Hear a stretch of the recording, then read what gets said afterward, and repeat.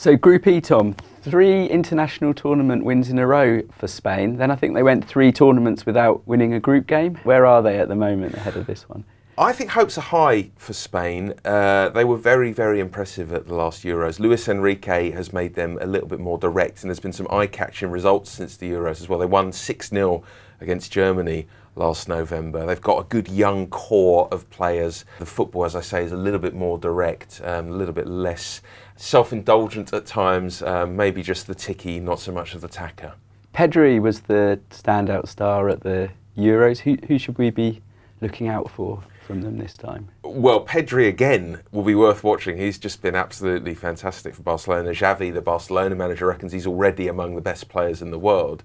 The other Barcelona player to look out for is Gavi, who is a little bit more of a combative midfielder, but seems to really love the big stage, can pick a pass in a crowded area. There's really big hopes for him that this will be the tournament where he takes the stage. So I think a whole generation of people are used to seeing Joachim Löw in the dugout in his smart attire for Germany, but this, I think, the first time for 20 years he won't be leading them into a competition. How are they looking? What difference might that make? Yeah, it's Hansi Flick in charge now for Germany. He was Löw's assistant, but he seems to have arrested the slide a little bit. Things were definitely going a little bit stale for Germany after a pretty disastrous time in Russia and losing to England, of course, of all teams at the Euros. Most unlike them.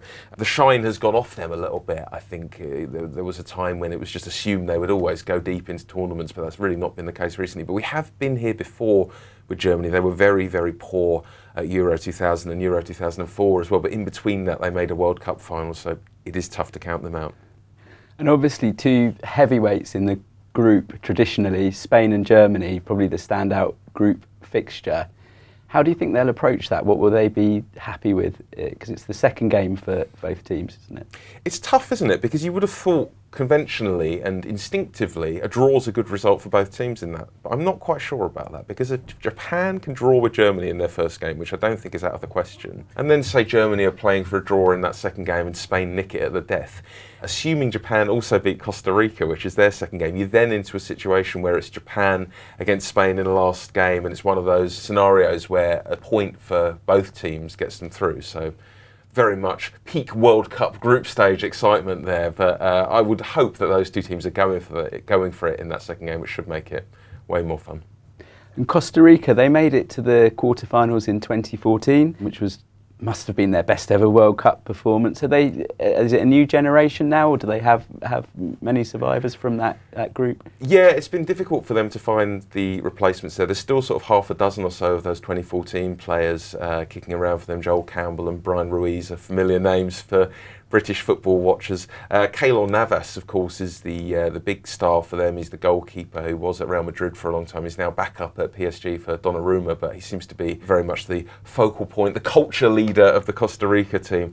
There's something quite nice about that, I think. It reminds me a bit of Jorge Campos for Mexico in the 90s, so I'm hoping Keylor Navas arrives at this World Cup with a goalkeeper kit he's designed himself.